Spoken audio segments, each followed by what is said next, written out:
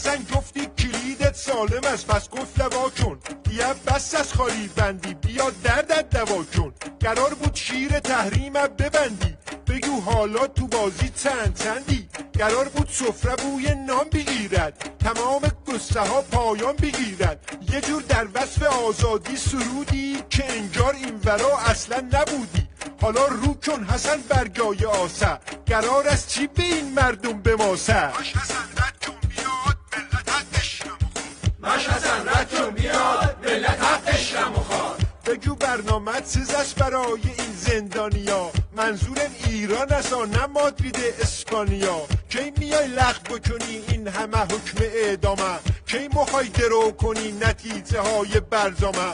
برای جورخوابا کی خانه مهیا میکنی، برای بیکارا کار از کجا پیدا میکنی؟ از حقوقای نجومی هنوزم خبر داری؟ حجاب اجباری را کلن متانی برداری؟ باش حسن رد کن بیاد ملت حقش رو میخواد. باش حسن رد کن بیاد ملت حقش رو میخواد.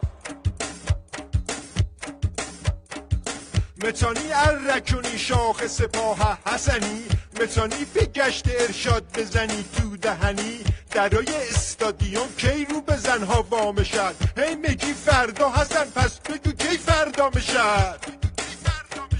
باز نگی این کارا سخت است واسه من، نگی راه ها همه بست است واسه من، نگی باز وعده 100 روزه که حرف من نبود، نبری دوباره اقتصادت تو فاز رکود. باش حسن رد کن بیاد ملت حقش رو میخواد.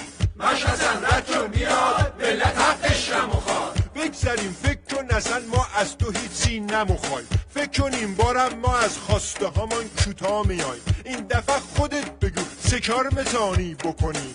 بلدی بربری را باز 10 تومانی بکنی؟ بلدی فیلتر فیسبوک اگه خورده برداری؟ راستی از پارازیت ماهواره ها خبر داری؟ لااقل یه جوک بگو یکم بخندیم حسنی، نکند تو فکر گودبای با عراق و یمنی. خلاصه این تو بمیری اون بمیری نیست حسن، این دفعه تویی و وعده ها تو من. یا باید به وعده هات عمل کنی یا باید اسرائیل بغل کنی.